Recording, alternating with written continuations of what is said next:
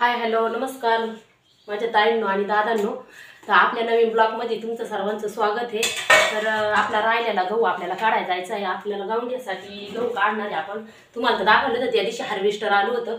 हार्वेस्टरमध्ये मी आम्ही काढला गहू काही आणि आता अर्धा एकर राहिलेला आहे। तर अर्धा एकर आम्ही काल काढला काही आणि राहिले 3 सारे तेवढे आत्ता काढून आम्ही करणार आहे वाटाण्याचं गबाळ उपटणार आहे आणि गोट पण आपल्याला खुरपायचे आहेत बघा। तर आता मी ना डबे भरीते, आजी बाबा गेलेले आहेत पुढं आणि आता मला पण जायचं आहे बघा। मी केल्या होत्या आज वड्या आळूच्या, हे बघा आळूच्या वड्या। तर रात्री शिजून ठेवल्या होत्या आणि आता मी सकाळी गरम केल्यात आणि मेथीची भाजी पण केलेली। तर मी आता आहे ना डबे भरून घेते, म्हणजे मग आहे ना मला जायला वरती एक तर टाइम झालाय, आता 11:15 वाजलेले आहेत, आज लय उशीर झालाय बघा। तर बघा मी आता डबा भरून घेते। डबा भरून झाल्यावर तर बघा डबे भरून झालेत आणि आता पिशीमध्ये भरते। काय सांगता शेतकऱ्याचं लय अवघड आहे, लय काम असते, कधी हेच होत नाही, काम संपतच नाही। एक काम झालं का एक काम असते बघा, काय करावं असंच असतं मग शेतकऱ्यांचं। त्याच्यामुळे ना आता 10वीच्या आणि 12वीच्या विद्यार्थ्यांना मी सांगते का भरपूर अभ्यास करा। सगळ्या ताईंना सांगते का तुमच्या मुलांना माझे व्हिडिओ दाखवा शेतीमधले, की शेतीमध्ये किती कष्ट करावं लागतं, किती काम करावं लागतं।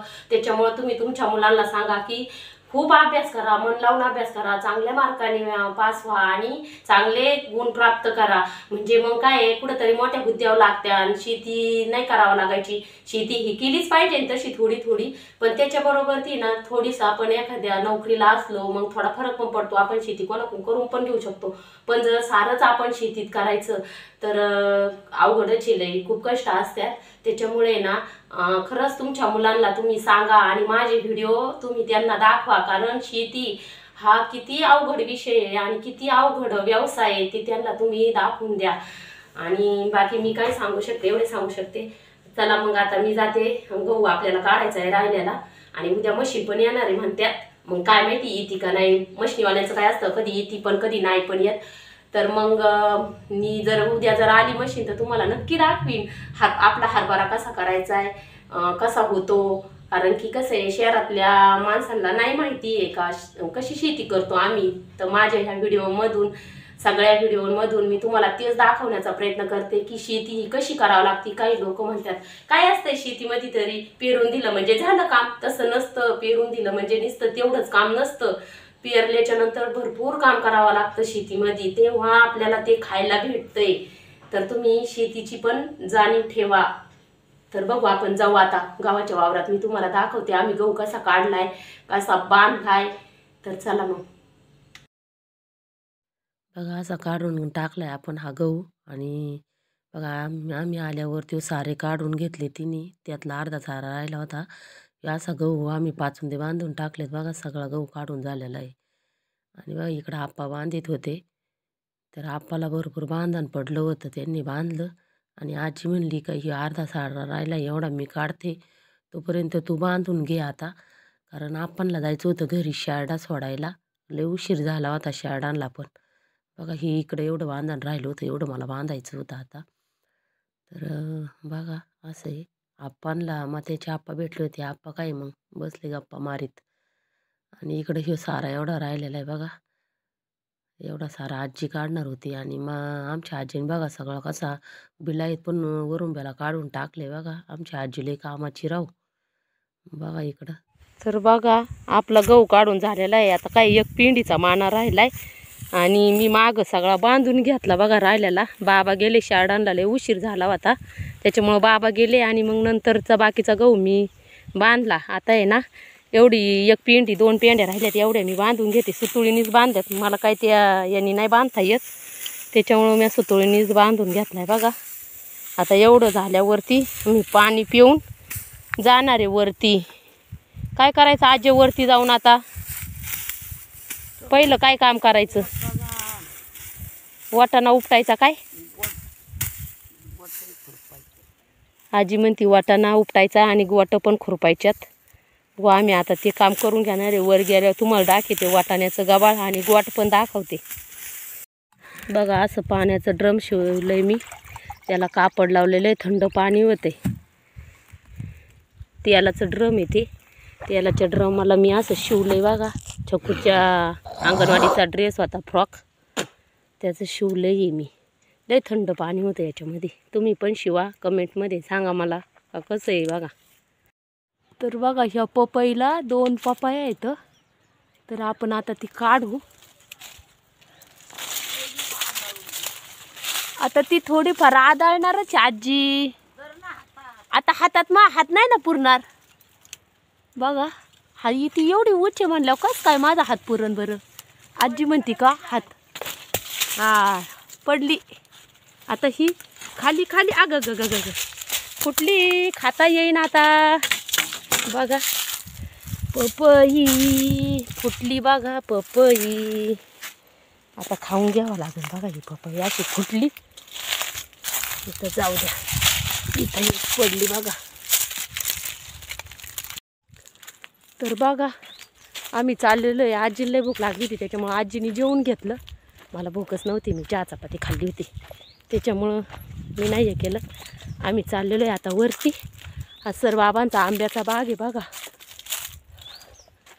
बघा आंब्याचा बाग आहे. बरेच लय आंबे आहेत. बार पण आलेला आहे त्यांना. छोट्या छोट्या कैऱ्या पण आलेल्या आहेत. 2-4 चिक्कूचे झाडं पण आहे त्यांच्या हात. बघा इकडं हे चिक्कूचं झाड आहे बघा. इथं पण आहे एक चिक्कूचं झाड बघा. हे बघा. बघा तर मग असं आहे सरांचं बाग. तर चला आपण चाललेलो आहे वरती. बघा इथं गहू पण आहे. तुम्हाला दाखवते मी. ते बघा इथं पण पपईचं झाड आहे एक. तर बघा बघा त्या दिवशी झालेला गहू आहे. वाळा टाकलेला आहे. भरायचा आपल्याला हे पण लगेच नाही भरणार. आपण हा संध्याकाळी भरणार आहे. एवढा आहे बघा. तुम्हाला उन्हामुळे दिसत नसन. बघा एवढा गहू झालेला आहे. संध्याकाळी भरल्या तुम्हाला गोण्या दाखीन. ते कसं आहे आम्हाला आहे ना, ताशी दिसतं आणि राशी नसतं असं काहीतरी म्हणे बघा. तसं आहे आमचं. आम्ही खूप कष्ट करतो पण काय आहे आम्हाला झडत नाही कोणता माल. असंच होतं आहे आमच्या बाबतीत. आम्हाला लय साडेसाती. तर बघा आजी म्हणली गहू पांगून दे म्हणजे मग खालचा वर वाळण चांगला. मी हा गहू असा पांगून दिला.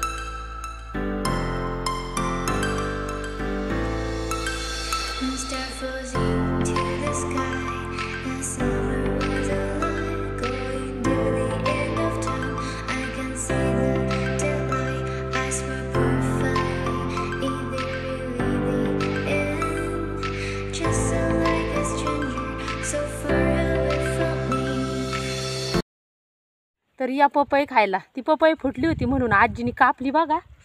आणि आता आपण ती पपई खातोय. तुम्ही पण या खायला पपई.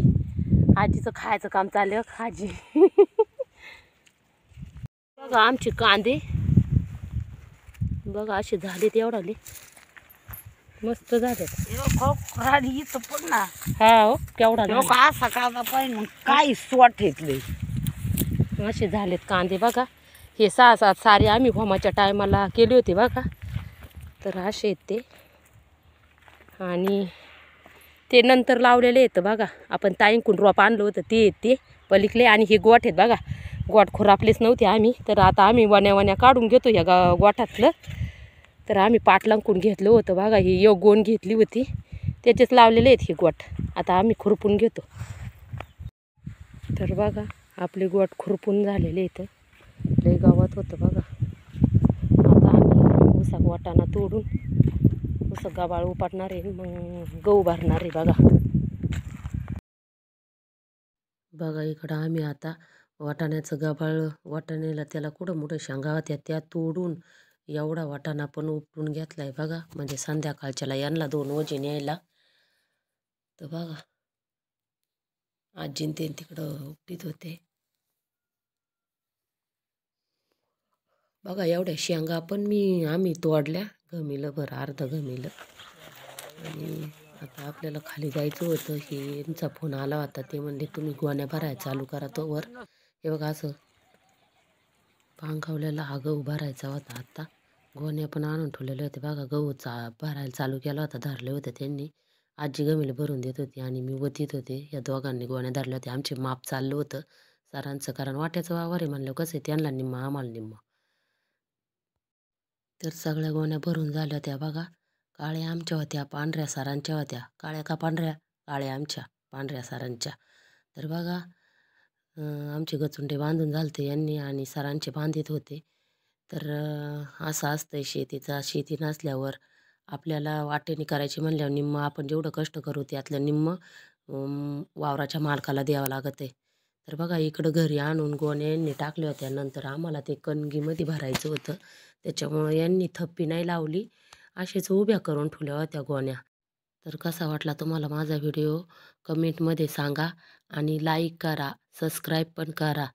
Okay, bye bye, good night. भेटू आपण पुढल्या व्हिडिओमध्ये.